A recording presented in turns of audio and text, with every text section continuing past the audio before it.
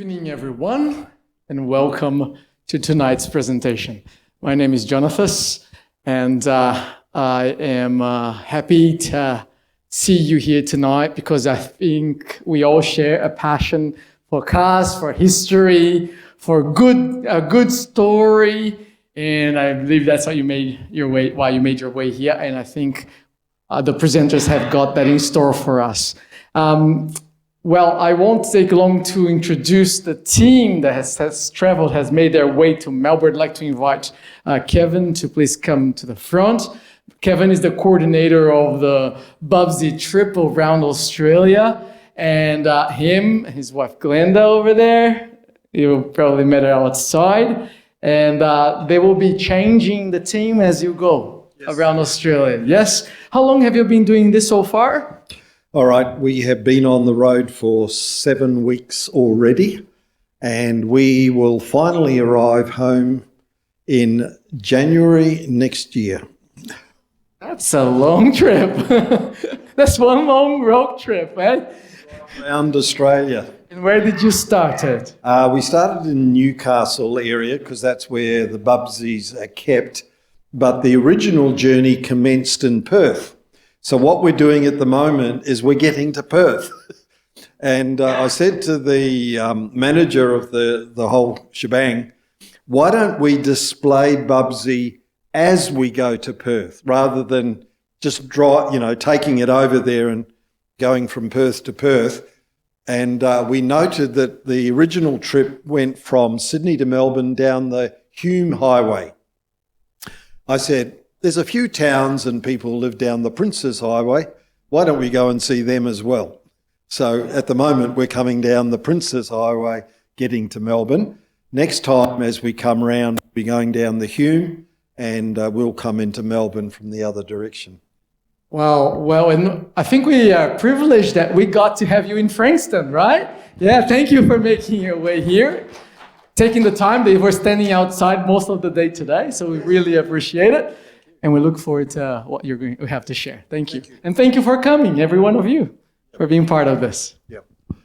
Thank you so much. It's actually been a really great day in Frankston today. I know the team here are a little disappointed because they did apply to display more in the shopping centre and they got accepted, and then at the last minute it was turned down.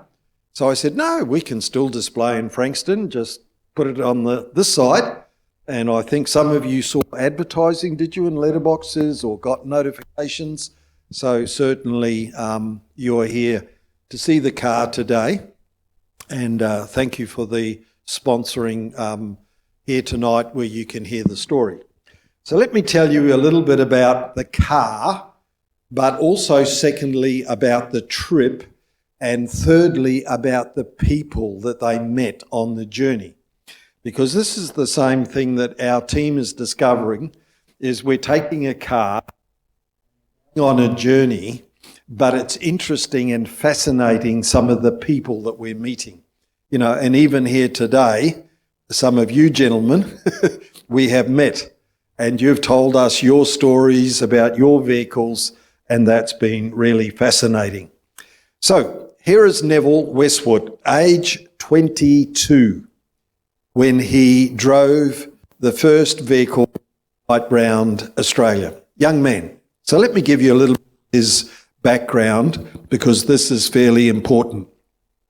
Neville grew up in the gold fields of Western Australia. So we're talking about round Kalgoorlie, where all the big gold fields are. And at the age of 18, his family moved into Perth and he attended a Bible prophecy seminar. Now, what do we mean by that? This is where a presenter talks on predictions that are in the Bible that have been made in the past and have come true. We're talking about civilizations and kings and kingdoms. But he also discovered that there are predictions in the Bible about the future of our world as the Bible predicts it. And so as an 18-year-old, he attended and he decided decided to become a baptised member of the Seventh-day Adventist Church, but not only that, he decided to go to a Bible school, and today it's called the Carmel Adventist College, for the next 2 years to actually study more himself about the background of the Bible.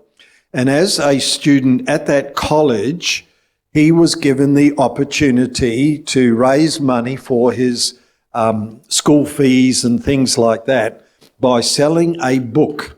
And the book was called Our Day in the Light of Bible Prophecy. Now, towards the end of last year, I was up in Kempsey, visiting up there, and I did a presentation exactly like I'm doing tonight. And a guy in the audience came out and he shook my hand and he said, "You know what? I've got one of those books at home." And sure enough, he went home and he returned about 20 minutes later with a book, Our Day in the Light of Prophecy. This is the exact book that was being sold. This book is 113 years old, and it's feeling it too. But that was what they were selling to raise money so that they could earn, money for their school fees. We actually had a gentleman towards the end of the last year condense that book and modernise it. And if you would like a copy, we have copies of that. You just ask Glenda at the table. It's quite a fascinating read, actually, on Our Day in the Light of Bible Prophecy. So, in March of 2024, he was at a Bible camp, and one of the presenters said, "We would like people to travel north of Perth, if possible, to get up to Darwin. Would there be anyone interested in doing that?" And Neville was one of the persons, single, not married, put up his hand and said, yeah, I'll do that. So let me tell you what happened. He started off by heading up to Murchison, walking and travelling by push bike. Now, most of you know how to ride a push bike, yeah? Neville rode over 1,600 kilometres on a push bike, selling from town to town, from homestead to homestead. But let me remind you, they were not asphalt roads. They were gravel. They were sand. Places there were no roads at all. Anyway, he was quite a salesman because he made a bit of money and then he bought a motorbike. And that is a photograph of Neville on his AJS motorbike. And I want you to notice his motorbike attire. He is wearing a top hat. He has a suit with a white shirt and tie. He has polished leather shoes. This is called bikie gear. No, he's a travelling salesman, because when he gets to the next little hamlet or town, he gets off his motorbike, he knocks on doors, and he is dressed to sell as a book salesman. Neville did over 10,500 kilometres on that motorbike, up there in that northern region, not getting up much past Meekatharra, but going out on all the side roads to find the homesteaders and these remote communities. And this is where he had a real problem, because the motorbike burnt oil and he needed oil to fill, the crankcase up again. And once you leave Perth, there's no service stations. You can't, call into the next service station and buy yourself a litre of oil. And the only oil he could find was the oil that the farmers used on the clipping shares to shear the sheep. Now, you appreciate that oil is not as thick as what is required to be in a motorbike engine. And so after he'd done this 10,500, he had the sense to know this thing is going to die, and die it did. right there in the middle of nowhere, the bike stopped. And he knew it was useless to do anything with it, so he literally just left it where it stopped. I mean, it's not in the middle of the road because there is no road. And he walked 100 kilometres on the next road. I mean, that's how remote he was. Now, I'm not too sure the last time you walked 100 kilometres, but that would have taken him, what, 3, 4, 5 days? He literally walked west from where he stopped out to the coast, knowing that somewhere out there he would either find the Indian Ocean or a road. And find the road he did, went back to Perth, and that's when he bought Bubsie. So what is Bubsie? Bubsie is a 1922-23 Citroën, 5CV, means it's got 5 horsepower. It was second-hand. It had already had, I think, 20 or 30,000 kilometres on the clock. And he thought this was an ideal car, mainly because of the ground clearance underneath. It's also very light because he knew he would be going to places where there would be no roads and he would have to be crossing streams and rivers, and you'll see it in a minute. And it's only 500 kg, so you can, pick the back end up and swing it around a bit. It really did serve him well. Now, you'll notice on the sign that is up there, Bickley to Darwin, and we made one of these for filming purposes. Bickley is the suburb where the school was at, and what they wanted to do, if possible, was to get to Darwin. They knew that in and of itself, that was going to be a gigantic challenge. He never set out to circumnavigate Australia. That happened later. All he wanted to do was to drive from Perth to Darwin. What we will be considering now is some of the interesting challenges that these two guys had. First of all, he convinced his mate Greg, who happens to be the one, I think either standing or in the car, one or the other, to go with him. And these are the 3 challenges that they faced. First of all, petrol supplies. The supply of petrol became increasingly difficult the further one travelled from Perth because there were no petrol stations. So basically they would come to a community or to a homesteader. They would sell them books because these cattle stations and sheep stations had quite a few staff. Then he would ask to buy petrol from the farmer, which he would then use to fill the car to keep driving to the next place. Well, that worked until you ran out of petrol. Here is a scene that we are reenacting with a second Bubsie car that the Incredible Journey also owns. And so let me point out some features, and I'll use the screen over here. You'll notice on this car the spare wheels are back against the door. That one, they're up further on the front mudguard. Secondly, you'll see their bed rolls are in canvas bags strung over the wheels. So wherever you stopped at night, you stopped, laid your bedroll out, slept, packed it back in the morning and headed off again. This one has got a big extra fuel tank. You see that on the back, which they needed because they were doing some fairly significant distances between homesteaders. But the story at the point of what we're filming here is this. He is up past Broome and he is heading along, not Broome, Port Hedland, and he's heading along a section called Madman's Track.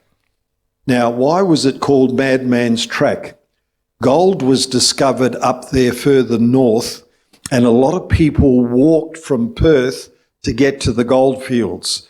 We had the same thing here in Victoria, you may recall, when gold was discovered at Ballarat. And a newspaper article that I've read said I was at Bacchus Marsh and I saw a mass of humanity coming over the hill down into Bacchus Marsh, crossing the swamp and coming up the other side. So people were walking from Perth to get up to the goldfields. And Madman's Track is a distance of, I think, about 150 to 200 kilometres where there are no homesteads. The water is brackish because it's all tidal.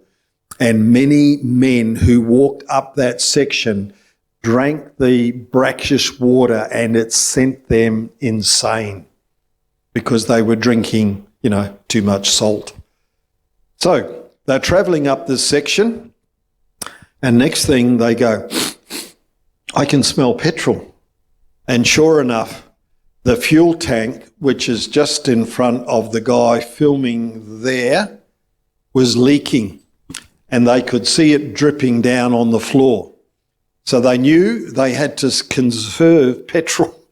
So Neville, at the driving wheel, bent down, put his finger up under the dashboard and found the hole and put his finger on the hole. But his head was down and he couldn't see where he was going. So Greg, who's sitting next to him, is giving him directions, turn left, turn right, stop, start.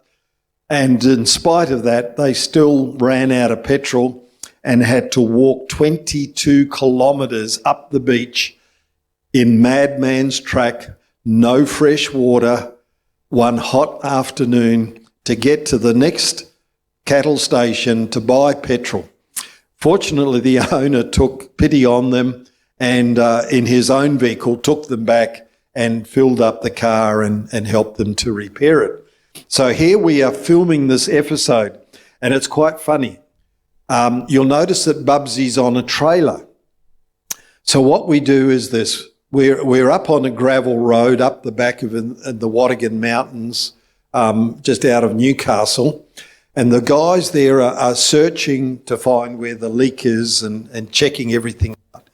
And they jump back in the car and the gentleman here with the hat on is the filming man. He comes up to the front of the car to film and I start driving my car. And you would swear that the car is actually driving along the road when in actual fact it's on a trailer. So we are reenacting and again we're using these cars to actually reenact the story of the first trip. The second issue they had was breakdowns. Now for some reason the engine worked well. They never had a breakdown on the engine. But just as they were coming into Halls Creek, they stripped one of the cogs or the cars, one of the gear cogs in the gearbox, stripped the teeth. You'll notice there, teeth missing. Neville knew, because he had one and I think three, but no second, what had happened. Something's gone wrong. He, as a mechanic, pulled the gearbox out of the car. He took the gearbox apart. He got the cog out, took it to a blacksmith and said, can you reconstruct the teeth on the gear cog? And the blacksmith said, yeah, okay. So he reconstructed the teeth on the cog. He put the cog back in the gearbox. He put the gearbox back in the car. He loaded the car and drove 2 kilometres and the cog stripped again. Now, Neville wrote home regularly to his mum and sister. And the letter that he wrote goes something like this. We are at Halls Creek and one of the cogs in the gearbox has stripped. We have tried to have it repaired, but that has failed. It will take 6 to 8 weeks to have a replacement cog sent up from Perth. I am trying to do good for the community. Why is all this happening to me? You ever said that question? I'm trying to, and look. So he pulled the gearbox apart again, took the cog back to the blacksmith, said, can you do it again? And he did. This time he tempered the cog. I know some of you guys are saying, yeah, you should have done that in the first place. He tempered the cog, put the cog back in the gearbox, put the gearbox back in the car, and that cog worked for the next 16,000 kilometres. All right? So that was that problem. The third issue was punches, and this was constant. You'll read it in the little booklet. Because from Broome onwards, there were basically no roads until they got up to almost to Catherine. So you can see the kind of terrain that they are driving through. No roads, basically at times just working on a compass bearing, going north, going east, going north. That's how they travelled. And here you can see bush bashing. Again, you can see on the original car here the bedrolls, the three wheels, other stuff there on the back. And that was where they were getting punches. Now, some of the experienced, mature people in my audience tonight know how to fix a puncher. For others of us, we take it down to the local garage and pay the bloke 20 or 30 bucks and, hey presto, an hour later your tyre is repaired. No puncher repair people out, whoop whoop. Take the tyre off, use the tyre levers, get the tube out, find the hole, put a patch on it, put it all back, pump it up by hand, put it on the car, only to have the tyre puncture in another 10 minutes. And you do it all again. Neville describes one day, it took us 16 hours to drive 19 kilometres. You got that? 16 hours to drive 19 kilometres. That was a bad day. All right, the people they met on the journey. This is the joy of travelling, is actually meeting people. At Broome, Neville always took Saturday off as a day of worship. He met at church that day a young girl who had attended the same Bible college down in Perth, and so he invited her and her friend to go to the beach for the day. And here we are reenacting the scene. That is the actual photograph. So, when he writes home to Mum, he says, I met, and he names the girl at church, and on Sunday I took her to the beach. Now, some of you have sat in the car, right? The one out here. 3 people across the front seat. You got that? 3 people across the front seat. He writes home to Mum and said, it was a nice day. And I'm sure it was. With the girls. Okay, the Aboriginal community. I don't know whether you realise, I was actually quite amazed that up around Fitzroy Crossing back in the 1925s, there were at least 20,000 Aboriginal people living very close to Fitzroy Crossing. Not quite as many now, but it was a huge population back then. And here he is trying to get across the river at Fitzroy Crossing, and Bubsie got stuck in the very soft sand in the middle. And no matter what he tried to do, he just couldn't get the thing out, pushing, pulling, and so on. So he went to the local police constable and said, I need some help to get my car out of the river. And the constable said, well, go to the Aboriginal community, they may be able to help you. And sure enough, they did.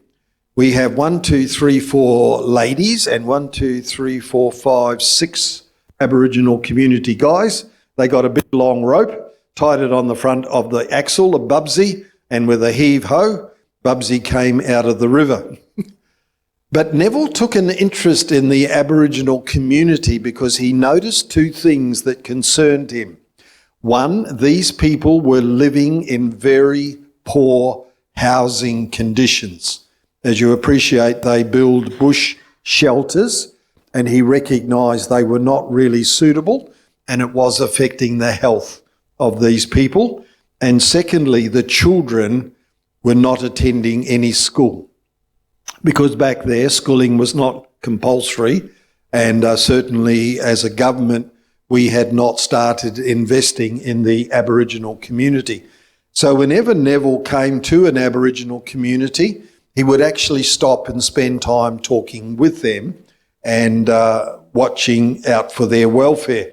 So we have 3 shots here, a couple of boys on a bamboo raft, a young fellow in his traditional costume, and here's an Afghan cameleer with his camels, because that was the method of transport back there. The boys have been out fishing, and that's not a bad catch for dinner, is it? So he took a photo of that. The other people that he met out there were the homesteaders. Now, these are the people who lived in these remote stations. Now, as you appreciate, we have a few stations out in our country today that are even bigger than some European countries. And they are quite geographically isolated from each other. So I'm just going to show a couple of the pictures that he took. You can see again the water tank there where they captured the water off the roof. Here's Bubsie. Again, you can see the water container, the bedroll on the side. These homesteaders, of course, not only were the family, but they had all the workmen and you know, the other staff, because you had to be self-contained. Here, of course, gives you an interesting picture of what homesteaders were like. Here's your whole house, but here is the cookhouse and the bathroom, because the stove would be the cook and it would also heat the hot water, which is up in the water tank for the showers and stuff like that. And rather than have the heat of the kitchen in the main house, you would put it in an outbuilding. For Bubsie, you can see the hand pump is out, putting a bit more air in one of the front tyres just to keep it going. Now, this is the, what do we call it, a significant event. We crossed the border on September 22. He left Perth August 4. September 22, which is that, a month and a couple of weeks, 6 weeks later, it has taken him 6 weeks to drive from Perth to the border of Northern Territory. Today we do it in, 2 or 3 days? And he says the car stood half in the state of Western Australia and the half in the Northern Territory. Brother Davis and I knelt down and asked God to bless us on our trip through and our work in the Northern Territory, as we were the first Seventh-day Adventist workers to set foot in the white state of Australia, the white elephant state. I sort of thought, why do you call Northern Territory a white elephant state? And it's a little bit like that still today, but people who wanted to get lost in Australia went to Darwin. All right? You want to get lost in Australia? Go up to Darwin. No one knows anyone, and, you know, that's where it is.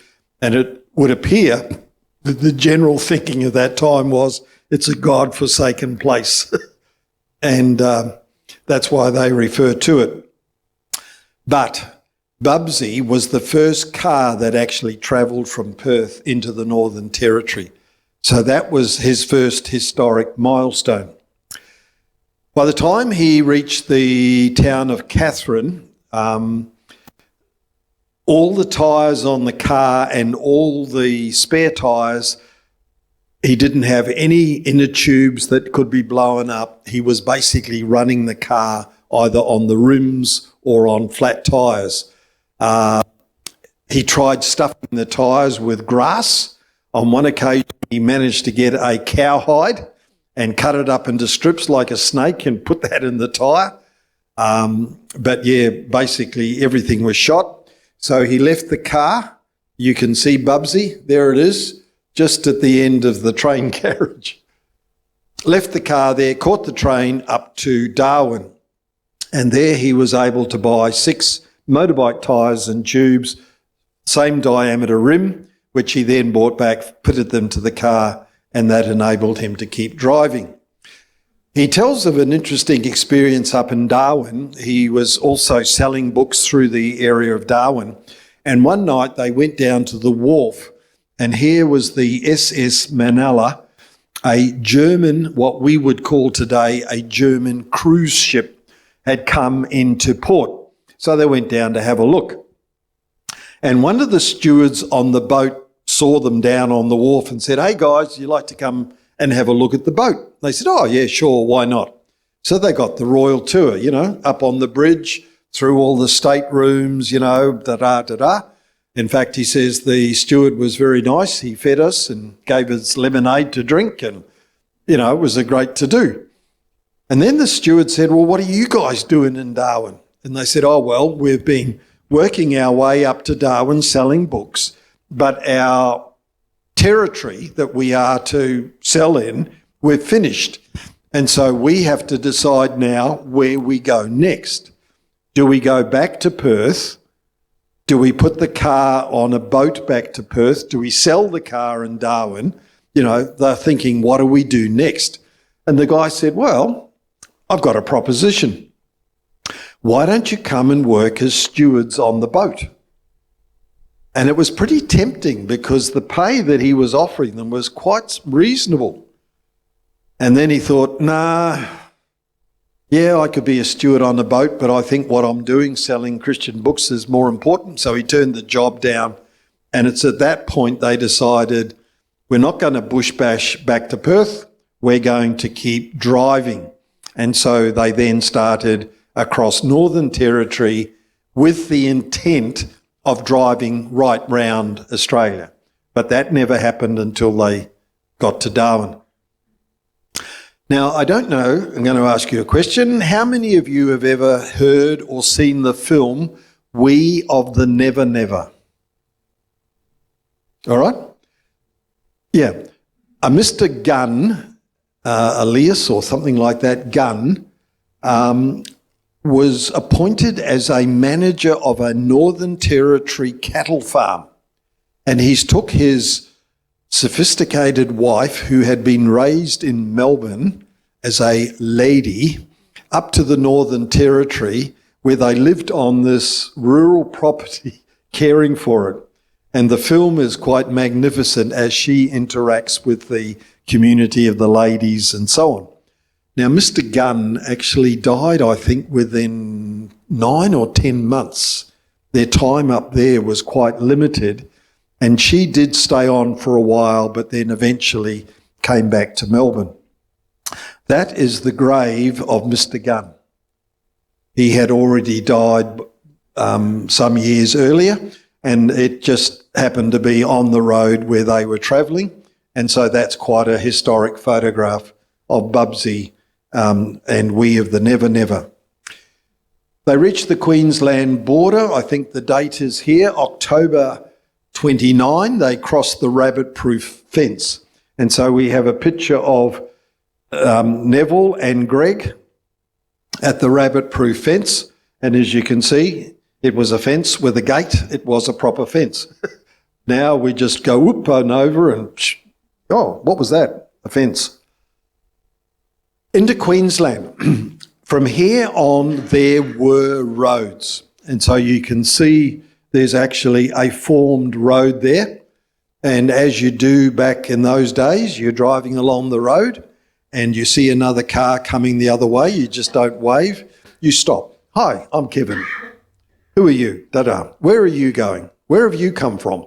And so you have a 10-minute chat on the side of the road and then you keep driving. But you can see the cars, all right? Now, there's Bubsie. I know that one. What are these, gentlemen? Any ideas? Yeah, to me it looks something of that nature. Here's another one here. But yeah, interesting, some of the cars that they found on the side of the road. Winton, 100 years ago. And so he took some pictures here. Here's Toowoomba. Now, this was the first place after Darwin where he was actually able to buy car tyres.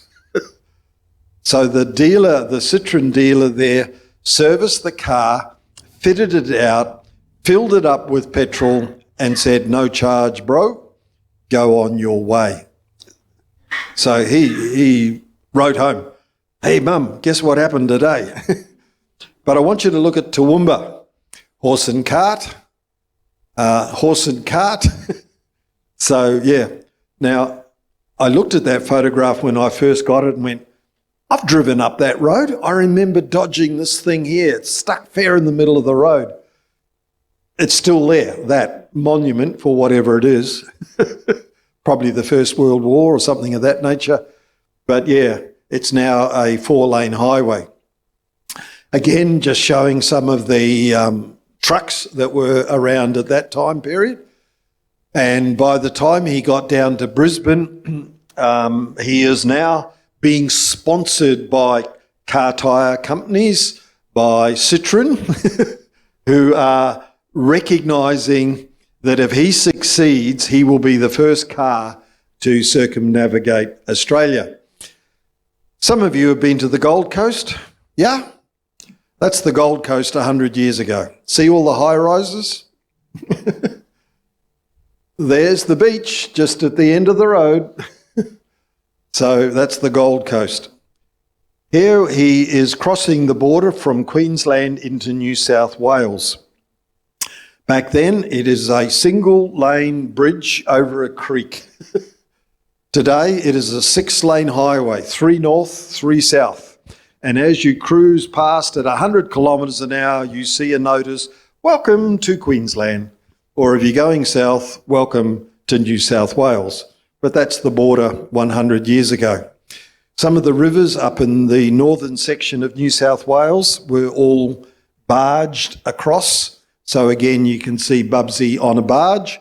And again, you can see the sponsorship banner being displayed for all to see. This is the only photograph that Neville took in Sydney. And I looked at it and went, yeah. And then I thought, I know where that is. It's a very interesting and historic place. And I recognised it by the shadow of the bell tower of the building that he's standing in taking the photograph. And if any of you have been to Sydney, to the Sydney Adventist Hospital, that is Wahroonga. And for those of you who might know it, the administrative office of the Seventh-day Adventist Church is built over here. There's a massive big church here and a primary school and a high school, and the Citroën orchard is now a hospital car park. But yeah, that's Sydney Adventist Hospital 100 years ago. Interesting, let me just share this. Interesting what happened when he came into Melbourne. He wanted to visit Warburton because that's where the book that he was selling was printed. So as he's coming down the Hume Highway, he comes down to Albury, where Greg says, "Sorry, buddy, but I'm not travelling anymore with you. I've got family here. I quit. You can do the rest of the trip by yourself." So he comes down to a little bit further and he said, I can drive to Warburton by going up over the Black Spur, or is that the word? He did that at night. Now, I've driven it in daytime, but he drove that at night and landed in Warburton at 8 o'clock in the morning. He went to the publishing company, had a look at all their printing presses. He then went to the Sanitarium Health Food Company where they made Weet-Bix. He then visited the health retreat up there. And after viewing all that, he came into Melbourne from the east. Hang on, which way? Yeah, from this side. And he went to the Citroën dealer in the centre of Melbourne wanting to get the car serviced. So he parked outside, went into the reception area, and there was no one around. So he wandered out the back into the workshop. There was no one around. So he wandered out the back of the workshop and there was a bloke out there doing something, and he said, "Can I get my car serviced?" And the guy said, "Yeah, nah, not really. Where is everyone?" "Oh, they've gone up the Hume Highway to meet the Overlander." And then he looked at Neville and said, "Oh, you're the Overlander."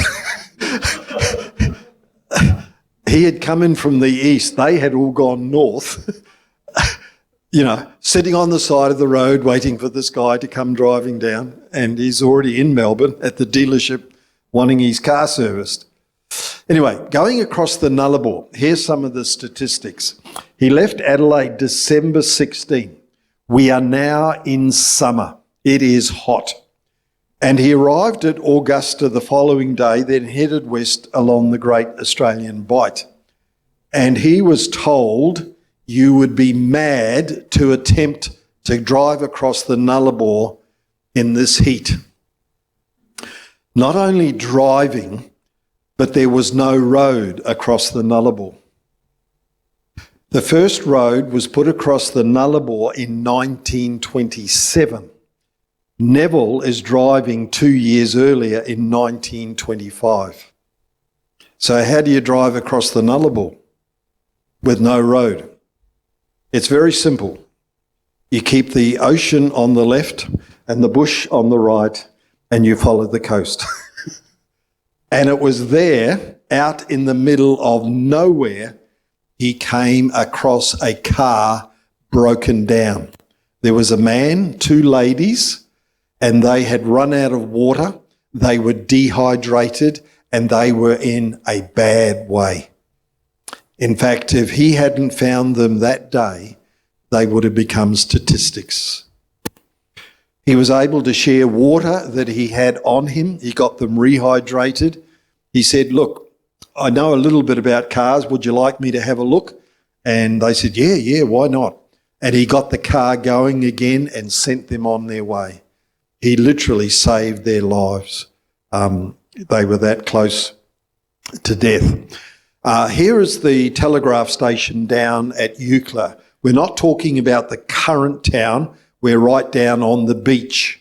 But since then, this is the photograph that he took, but since then the sand dunes have come in and covered this up. Some of you may have gone down there and had a look. The roof has all gone. It's now just a ruins. And one of the jobs we have as we go through there is to take Bubsie down to that and do some filming of what's left there now. Neville spent Christmas with his brother at Wiggamalutha, which is close to Kalgoorlie, and then he travelled the next 644 kilometres to the outskirts of Perth in 23 hours. Now, most of us can do 644 kilometres in about, 8 to 9 hours? It took him 23. He went through a thunderstorm and a downpour on the way. And those of you who've seen the windscreen wipers on the car, so he would have been driving, changing gear, working the windscreen wipers, or most probably pulled over and waited for the storm to pass. But when you look at 23 hours to do 644 kilometres, you are talking about 20 kilometres an hour. That is the driving speed of Bubsie.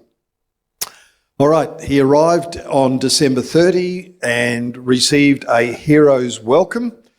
Bubsie duly returned in triumph at the appointed time to lead a convoy of her sister cars through the streets of Perth. The crowd roared their appreciation of Mr. Westwood's feat. The Citroën was in excellent condition, albeit bearing signs of the rough treatment experienced on trackless roads. You want to see what Bubsie looked like? So that is the picture of the condition of the car having bush bashed for the last 5 months. Again, you can see all the spare tyres on the side there, but she's looking pretty beat up. So the car was put on display in the local Citroën dealer, and Citroën, of course, proclaimed, "Our car is an amazing machine. It's driven, right round Australia." So he became the first car to circumnavigate. So he did 2,200 kilometres in 148 days, and that's an average of 116 kilometres a day of travel, and he recalls the worst day when he took 15 to 16 hours to do 19 kilometres. Now, interestingly enough, and it will be in your little booklet, the following year, Neville drove that car right round Australia again, but in the opposite direction. This time he started off from Sydney, where he also picked up Rudolph Schick, a nurse from the Sydney Adventist Hospital. They gave Rudolph a 6 weeks crash course on dentistry and asked him to travel with Neville for the purpose of visiting these outback communities to see what could be done to help these people who lived in such remote communities. And here they are being paid, would you believe, to deliver mail. Because you'd come to some of these outback towns and we're going this way. Oh, can you take the mail to this station and that station? And so that's why the car's loaded up with mail. Neville, on this experience, talks about going to a station and saying to the lady, "How long have you been here on this outback station?" She said, 25 years ago, I married my husband. He brought me here to the station. Since that time, we have had 2 girls. I've homeschooled them. They are now adults working on the property. And since I came here 25 years ago, I have never left the station. You know, that's isolation. You don't go shopping. There is no supermarket. You look after everything yourself. Your food, you know, growing your fruit, your vegetables, killing your own meat, looking after your own medical needs. That is what it was like 100 years ago. And one of the things that Neville was asked to do on behalf of the Seventh-day Adventist Church was to actually look at these remote communities to see what we could do to be of assistance health-wise and education-wise to help these isolated communities. All right, 4 years ago, when we knew the anniversary of this event was coming up, The Incredible Journey, which is a television ministry, found a dealer in Maitland, not a dealer, a collector. And he has a number of Citroën vehicles, but we were specifically after a 5CV, that one. And once he understood what we wanted to use it for, he said, sure, why not? And he sold it to us. So we cleaned it up a bit, but it looked a bit grotty, and a restorer of vintage tractors in the Riverlands of South Australia saw it and said, send it over to me, I'll work on it. So 600 hours later, the car on the left has now become the car on the right, which is the one that's out there in the car park. So it was completely pulled apart, totally restored, and now this is the one that we're taking around Australia. Between events, Bubsie goes into the big trailer, fits up there very snugly and nice. We tie it down and we travel a lot faster. Here, of course, is Bubsie 2. I've already talked about this one. Again, you can see the water, the extra jerry cans, the extra fuel, the bedrolls, and so on. And this is the one that we're using to film, to retell the story, and it will be on national television sometime next year. So one of the things that I have learnt, we've all got to have a purpose in life, or we need to recognise that our lives are here for a purpose. We are all unique. We don't have to drive around Australia to prove our purpose, but we are all of value. And as I say, particularly to the students in school, pray that you will be able to fulfil a useful purpose for your life.